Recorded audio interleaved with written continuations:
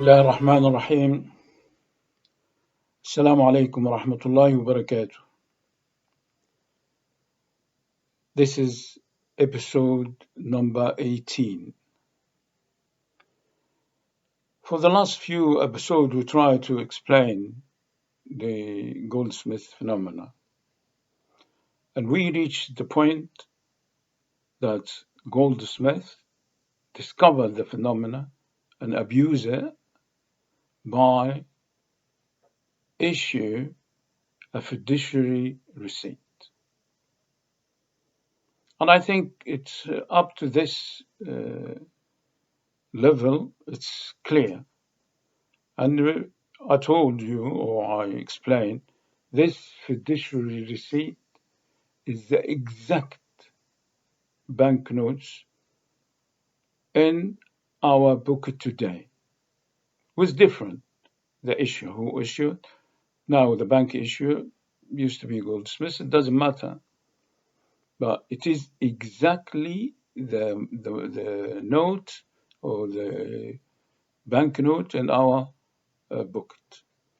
And it is specifically usury. You might say how it is usury. I will give you a hypothetical situation.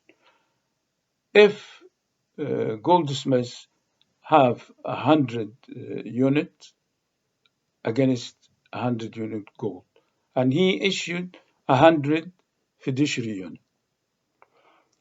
For an ideal world, imagine the people who took the fiduciary was a loan, and the other receipt against the gold. The people with the receipt of the gold, they came and redeemed their gold.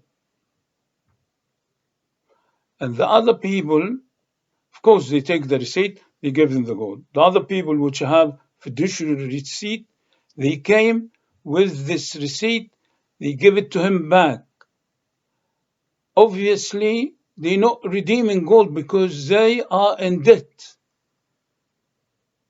They've been borrowing the money for the amount of the receipt. Then they're going to pay it as paying the loan. Then goldsmiths take it and destroy it, and that's it. But it doesn't happen like that. The one who took the loan, he didn't take it just to pay interest or to pay usury. He needs that to buy things. Then he went to the market and chased the goods as the other people do. And if in the market was only 100 receipt, not hypothetically, when goldsmith has another 100 receipt, then the total amount of the market chasing the same quantity of goods is doubled. Then the price will increase. It should be hypothetically increased by the same percentage, but it doesn't happen exactly the same. But the price will increase for sure. That increase is called inflation. Then the definition of inflation is the price increase as a result of increasing the money supply, increasing the amount of money in the market. I'm not going to say who's producing and how you produce money or the factor of production of producing money. No, this is a case where the market has a certain amount of money, you increase that amount. The amount of goods is the same. Then the price will go up for sure. And this is one of the physical rules. Then that increase called inflation. And any economist or even politician, the worst enemy is inflation. And any price increase, not as a result of increase in the money supply, is not inflation. Inflation, in particular, is a price increase as a result of increasing the money supply. We'll come again, what Goldsmith done. Of course, we agree that's fraud. With this fraud to the society, not to the individual. This fraud has nothing to do with the agreement of lending the money. Lending the money is a complete separate agreement. Then he committed usury, he committed fraud. He committed something else against the society, a phenomenon called inflation, and this is very dangerous. Then it's not only he done the fraud or he committed the usury, he also played with the supply and demand, with the tools of the market. He distort the market for his own benefit with something he done nobody else know. Well, the story is going stable, the system is working, nobody complain. Receipt has its own demand in the market as a medium of exchange. People exchange it, no problem. But Goldsmith knows the balance, his balance to the safe amount of fiduciary receipt he can issue. And he knows if he violate that safe, he issued more than he's supposed to do, a fiduciary receipt, he will be in trouble. Because the example we said 50-50, if he have 100, he produce 200. In his mind, only 100 will come. But if 101 or more than 100 come, then he will be in trouble. But in the other side, the more fiduciary receipt he produced, he get usury, he get interest, as they call it. And here came the maximum, they call it, the more risk you take, the more profit you gain.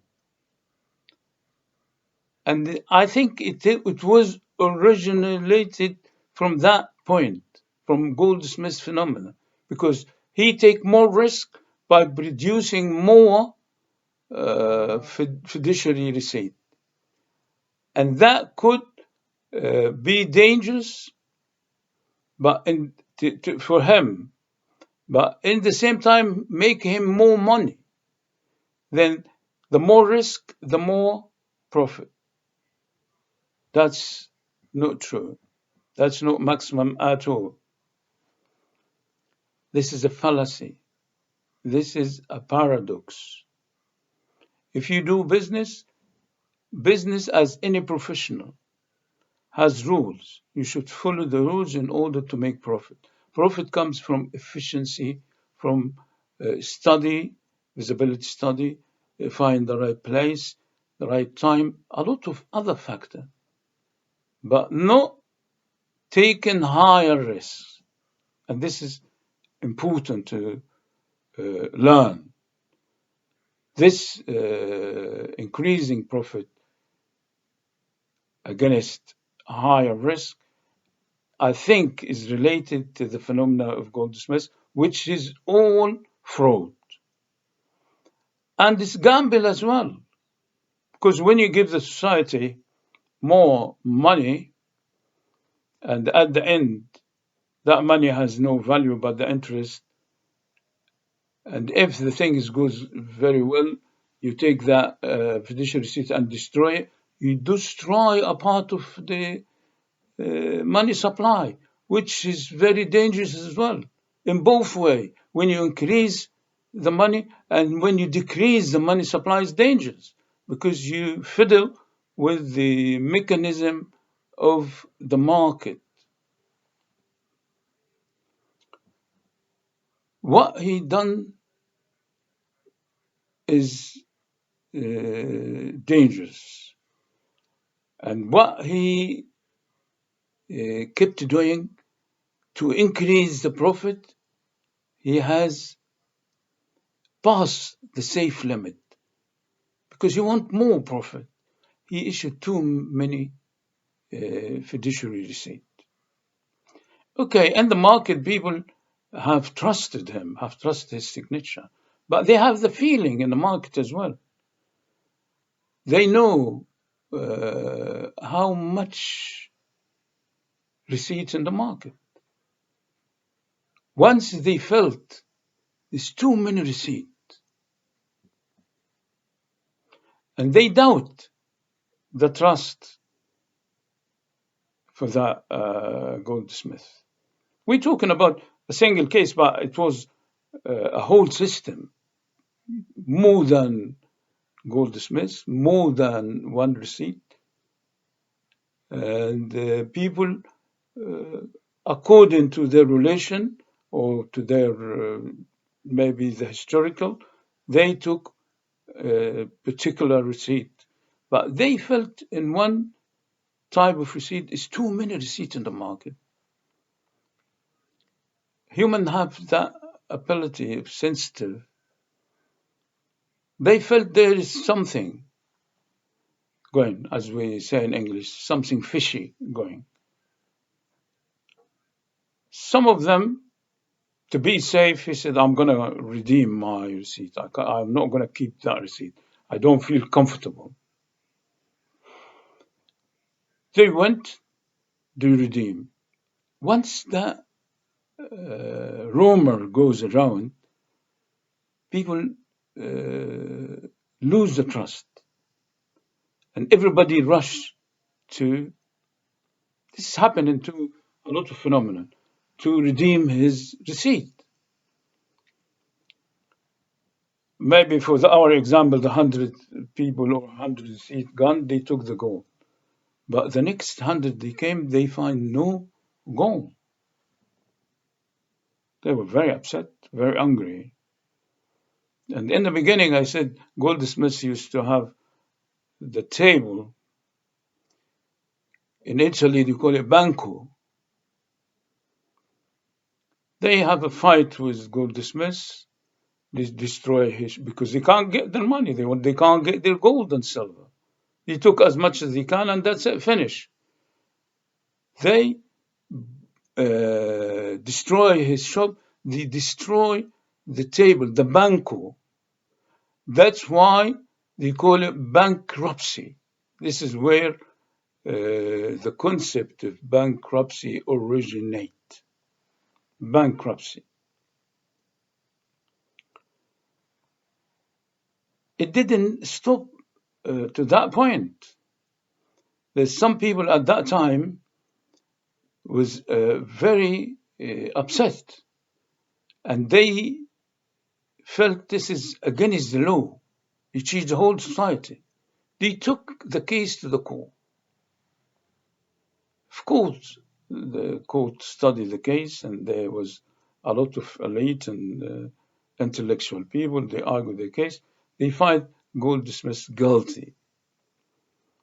And after that, for whatever the place was there, they passed a law to make it illegal to issue this receipt. But I would like to emphasize issuing the receipt, they call it money creation. I don't like to call it money, but this is what they call it, money creation, because he create money. But he didn't create wealth. That's why money without production equals the inflation. They have put severe penalty and they make it a criminal to issue fiduciary receipt. But afterwards, social memory is not that good. The business went back again, or but not in a goldsmith shape. It became the bank, taking the people gold, they issue receipts for them, which you call it the commercial bank. And here, where the bank institute established, and the main thing is, and we have to emphasize in that, for the bank not only to manage the people account, is to produce this receipt, the bank note. Of course, they have to stick or to avoid issuing any fiduciary banknote or receipt, and is become legally organized, and they take license and become very restrict in their business. They take in the money, they put it in a safe for people, they give them a banknote, and the banknote goes in circulation. But in any moment, you take your banknote and redeem your gold or silver. And the restriction was vital, because if you don't keep the ability to pay or to apply the redemption, you will be out of business. There is no doubt. And the bank institution become a bigger day by day. And government find it is very sensitive to control the medium of exchange, to control money. And they monopolize the license for banking, license for producing money. They start good. They went from one phase to another. We heard about gold standard, which they standardized the gold. The dollar was one day equal to 35 gram of gold. It's a lot of history and a lot of details. I don't want you to be bogged down by too much details. What I want you to focus in the banknote. Is it money? It is not money. And as I explained before, the promise is still in the sterling money, in English money, proof that promise to pay, then this is not the money. You have to go to the bank to redeem your real money. Internationally, because money has an international dimension, and to succeed the system, they went to Brentwood, they make the International Bank, International Monetary Fund, too many details. But at the end, there is two things, the receipt and the real money. The real money was the gold and silver, and the receipt is a legal document to prove you are entitled to redeem your gold and silver. I'm not going to talk about usury now, but I talked to how the fiduciary receipt related to usury. But we will stop here and we will carry on next episode, inshallah. Wassalamu alaikum wa rahmatullahi wa barakatuh.